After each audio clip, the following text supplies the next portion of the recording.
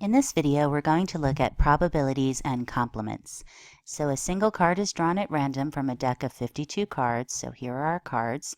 We're going to determine the probabilities, enter our answers as reduced fractions or whole numbers. And as always, we have the note that aces are not face or number cards in case we need that information. So let's look at Group A. First, we're asked, what is the probability the card drawn is a face card? Okay, so here are our face cards. Okay, there are 12 of them. So 12 out of 52. And remember, this simplifies to there are 3 of the 13 columns. So the probability of drawing a face card is 3 out of 13. Now, what is the probability the card drawn is not a face card? Now remember, this is from set theory. This is the idea of a complement. Okay, so for any element in a set, the element is either in a set or not in the set. So this is a set of face cards. Not face cards would be everything else in the universe. So for this, our universe here is the sample space, the 52 cards. So these are the elements that are not face cards. Okay, and if we count these up, there are, I think, 40. Yes, 40 out of 52. And this would simplify, there are 10 rows out of 13. Now, something important to notice, and this is why the idea of probabilities and complements will be so useful, is that an event or a set like face cards and not face cards, when you combine them together, their union is the entire sample space, and also they're mutually exclusive. They don't overlap. So when we combine these two, we get the entire sample space. So the next question asks, what is the sum of the probabilities that the card is a face card and that the card is not a face card? Okay, so notice this can seem a little bit confusing, so let me highlight it. The sum of the probabilities, we want the sum of these two probabilities. This and is referring to the probabilities. So if we add them up, we have 3 out of 13 plus 10 out of 13. Well, that equals 13 out of 13, which is 1. Okay, so if you're asked the probability if something is a face card or not a face card, well, everything is either something or not that something, and that would give you 1 or 100% of all the cards. Let's look at the next one. First, we're asked, what is the probability the card drawn is a diamond? Well, this is a row of diamonds. There are 13 diamonds in a deck out of 52, or one of the 4 rows. Then we're asked for the probability the card drawn is not a diamond. Well, that's everything else except the diamonds. Again, no overlap, and the union combined gives you the entire set. So this would be, there's 13 times 3, so 39. Cards are not diamonds. And this simplifies to 3/4 or 3 of the 4 rows.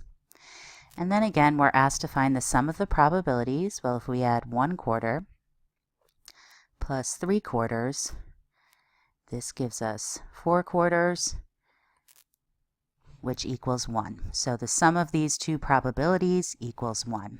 Okay. In the last group, we're going to use this idea to find a complement given one probability. So here we have the probability of rain tomorrow is 60%. What is the probability that it will not rain tomorrow? Okay, so again, we have either it's going to rain or not rain. Okay, so those are complements and they comprise all the things that could possibly happen. So since we're given the probability as a percent, 100% is equal to 1.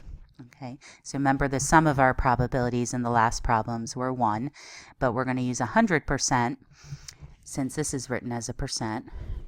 And if we take 100% minus 60%, we get 40%. So the probability that it will not rain is 40%. Let's look at the next one. The probability of winning a lottery game is 0.0013%. That is very unlikely. So what is the probability of not winning the game? Or you can think of it as losing the game. Okay. Again, we're given a percent. So we have 100% minus 0.0013%. And again, notice sometimes probabilities can be very small. So this is written as a percent already. It's tempting to move the decimal, but they're both percent, so we want to subtract. And let's just do this on the calculator just because it could be tricky. It's not really that tricky. It's just that sometimes with all of the decimals and the hundreds, so let's do 100 minus 0.0013 equals, so the probability of not winning the game or losing is 99.9987%. Very likely you will lose. 99.9987%. And now let's look at the last one.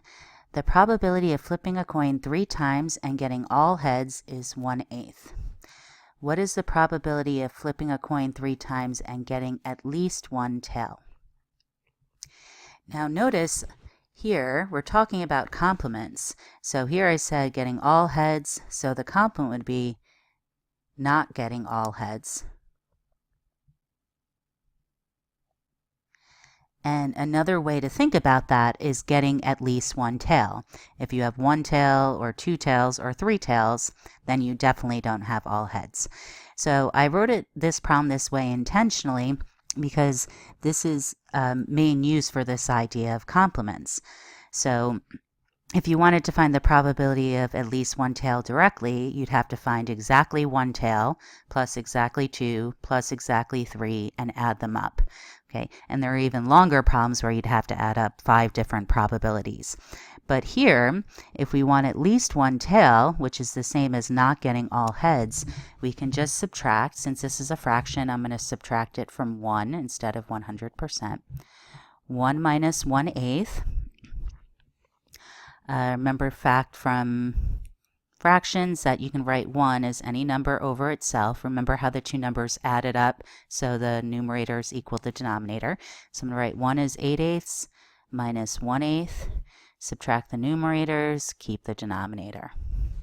Okay, so the probability that you get at least one tail is 7/8.